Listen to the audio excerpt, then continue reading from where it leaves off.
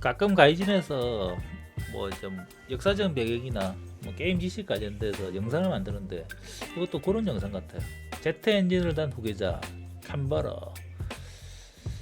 이거 뭐 폭격기나 공격기 아닌가? 영국에.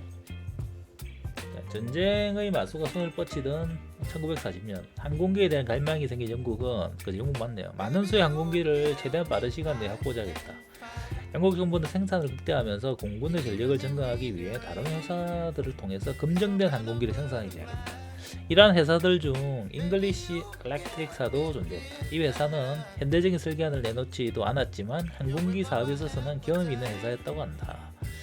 봅시다. 오케이. 스피파이어로 시작이야.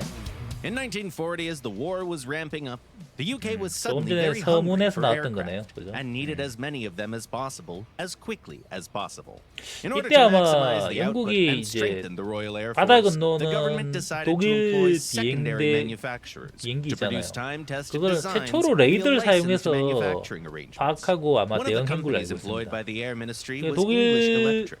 It didn't make any 군들이 contemporary designs, but at the very least, 독일 군들이 it wasn't 공격하러 completely 가면은 new 영국 to the 군이 기다리고 aircraft business. 있어가지고 아마 많이 당한 걸로 알고 있습니다. After a few years, 그때 having 레이더를 realized 사용한 걸로 that 알고 있어요. jet-powered aircraft were the future, the Air Ministry invited applications for the first ever British 신기술이 jet-powered 독일에서만 나온 게 bomber. 아니야. Due to the cutting-edge nature of the technologies involved, the government was somewhat hazy on the specifics. But effectively, they wanted a successor to the legendary de Havilland Mosquito fast bomber. That's where English Electric came in.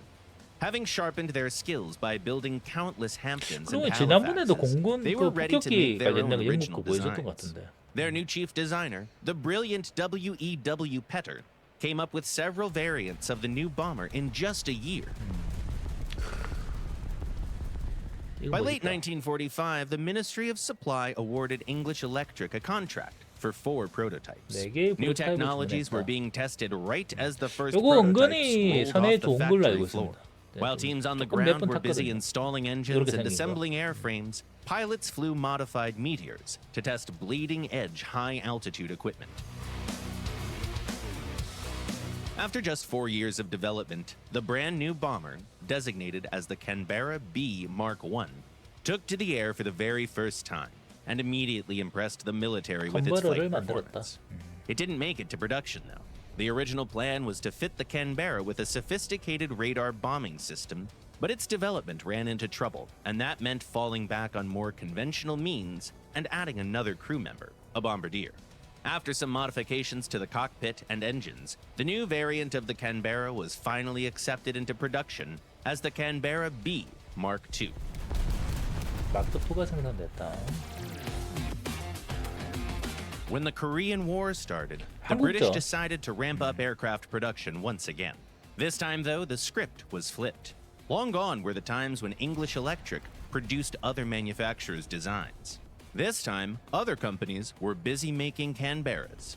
W.E.W. Petter was not resting on his laurels either.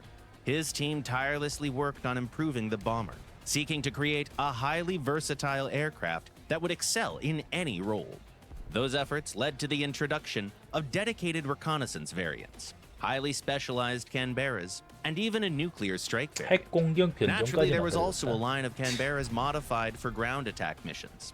For instance, the B Mark VI variant, 지상제 which 하니까 is 지금 available in War 이벤트로 Thunder, 영어의 was 부름 fitted with a special 오브젝트 cannon EV pack 하잖아요. containing 4 이거 상당히 Hispano 좋을 거라는 20mm cannons.